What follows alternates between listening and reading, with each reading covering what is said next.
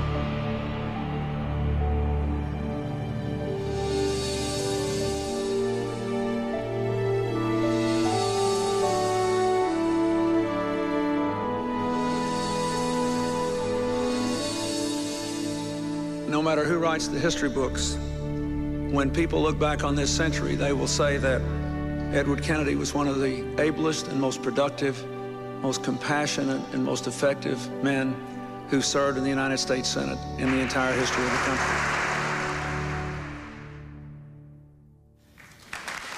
Now to Boston as we show you live coverage of the debate between Democratic incumbent Edward Kennedy and his Republican challenger, Mitt Romney.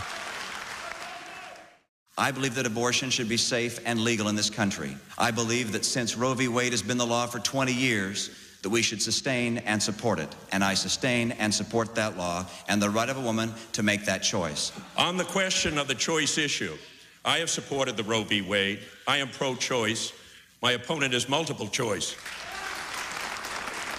When, Mr. Romney, are you going to tell the people of Massachusetts which health care program you favor? I have a plan. I have a position paper on health care. I'm happy to show it to you, Senator, anytime you'd like. Mr. Romney, it isn't a question of showing me your paper. It's a question of showing all of the people in here that are watching this program the paper. Well, they can get. They ought to have an opportunity to know. And I think it's a wonderful idea to take it through piece by piece. And that's what you have to do as a legislator. I understand. That's exactly what you have to do as a legislator. Now he's for family leave. Now he looks like he's for minimum wage. Now he's for education reform. If we give him 2 more weeks, he may even vote for me, because those are the things that I am for. Mitt Romney called me to congratulate me on being re-elected to the United States Senate.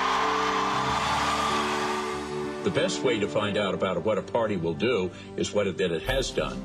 We were the ones that brought higher education, the Medicare programs, the Medicaid programs, knocked down the walls of discrimination. We brought a sound economy, a sensible foreign policy. Those are the essential values of the Democratic Party, aren't they? I love this country. I believe in the bright light of hope and possibility. I always have, even in the darkest hours. I know what America can achieve. I've seen it. I've lived it. And with Barack Obama, we can do it again.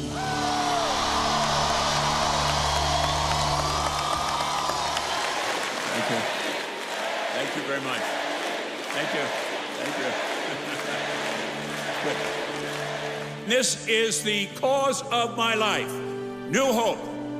That we will break the old gridlock and guarantee that every American, north, south, east, west, young, old, will have decent, quality health care as a fundamental right and not a privilege.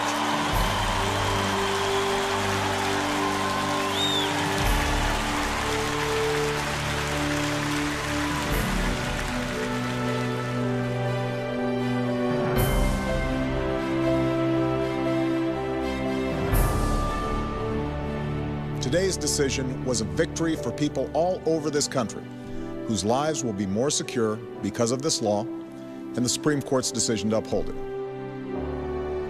If Teddy were here, he would tell us now it's time to roll up our sleeves, get to work, fully implement the law, and move on with the business of our country. This one was a long time coming, and it's one that I knew my husband would have loved to have seen. Everything he did was about the future. It was about going forward. It was about passing the torch to a new generation.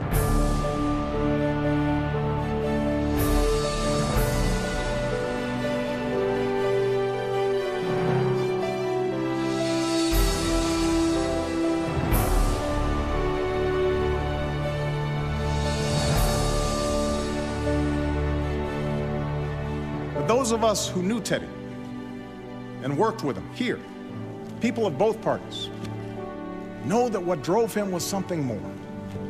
Ted Kennedy's passion was born not of some rigid ideology, but of his own experience.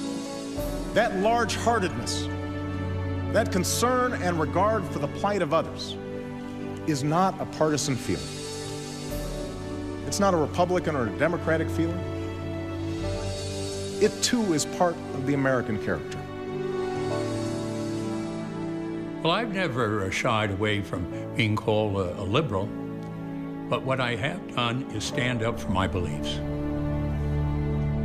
The work begins anew.